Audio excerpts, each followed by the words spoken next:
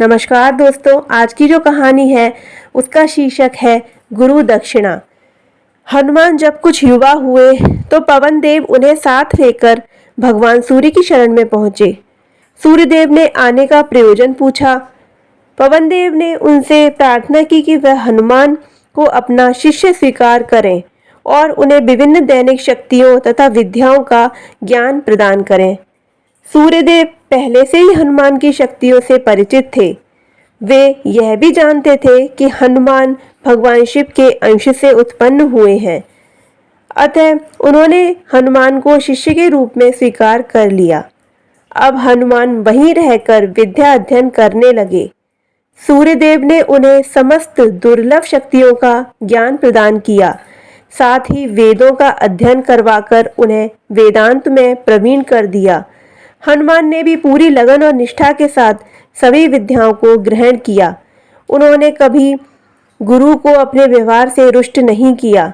हनुमान जैसा आज्ञाकारी शिष्य पाकर सूर्यदेव भी अत्यंत प्रसन्न हुए। हनुमान ने अनेक वर्षों तक सूर्यदेव के पास रहकर विद्या ग्रहण की। जब हनुमान सभी कलाओं में पारंगत हो गए, तब सूर्यदेव ने उन्हें घर लौट जाने को कहा। तब हनुमान बोले, गुरुदेव, आपने मुझे अनेक दुर्लभ विद्याओं का ज्ञान प्रदान किया है, जिनका ज्ञान देवताओं को भी नहीं है। साथ ही आपने मुझे नीति, न्याय, धर्म और शास्त्र विद्या में भी निपुण किया है। यद्यपि आपका यह उपकार मैं कदापि नहीं चुका सकता, परंतु घर लौटने से पूर्व मैं गुरु दक्षिणा देना चाहता हूँ। सूर्य बोले, वत्स, गुरु कभी किसी स्वार्थ को लक्ष्य बनाकर शिक्षा प्रदान नहीं करता, अपितु उसका केवल यही लक्ष्य होता है कि उससे शिक्षा प्राप्त करने वाले शिष्य भी उसी के समान दूसरों में ज्ञान का विस्तार करे, अपनी बुद्धिमत्ता, विद्वता और ज्ञान के आधार पर दूसरों का कल्याण करे। तुम भी इसी का पालन करो, यही मेरी गुरु दक्षिणा है। हनुमान बोले, गुरुदेव, आपके वचन अक्षरशः सत्य है। गुरु स्वार्थ का त्याग करके शिष्यों को ज्ञान प्रदान करता है, परंतु शिष्य पर गुरु ऋण होता है। जब तक वह गुरु ऋण से मुक्त नहीं होता, कहा गया है, तब तक उसे मोक्ष प्राप्त नहीं होता। इसलिए गुरुदेव, आप गुरु दक्षिणा लेकर मुझे उद्धरण करें। अब सूर्य बोले, वत्स, पृथ्वी पर ऋष्यमुख पर्वत पर सुग्रीव नामक एक बानर रहता है। वह मेरे अंश से ही उत्पन्न हुआ है। उसका बड़ा भाई बाली, जो इंद्र के अंश से उत्पन्न हुआ है, सदा उसे प्रताड़ित करता रहता है। मुझे भय है कि कहीं वह सुग्रीव का अहित ना कर दे।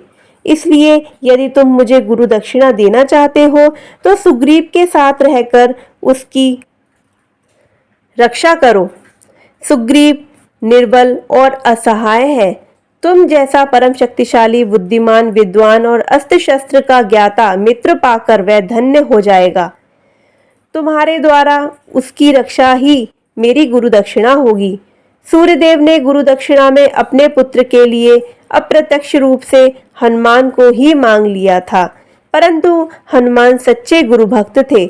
उन्होंने एक पल भी गवाए बिना सूर्यदेव को सहमति दे दी। तत्पश्चात हनुमान आज्ञा लेकर अपने माता पिता के पास आए और कुछ दिन उनके पास रहकर सुग्रीव के पास चले गए। हनुमान ने सदा सुग्रीव की रक्षा की। हनुमान जैसा रक्षक पाकर सुग्रीव भी निश्चिंत हो गए। हनुमान जी के कारण ही सुग्रीव और भगवान राम में मित्रता संभव हो पाई थी। बाद में भगवान राम ने बाली का वध कर सुग्रीव को किष्किंधा का राजा बना दिया। तो दोस्तों, आपको कैसी लगी ये कहानी? अगर आपको कहानी ये पसंद आती है तो वीडियो को लाइक करें, चैनल को सब्सक्राइब करें। धन्यवाद।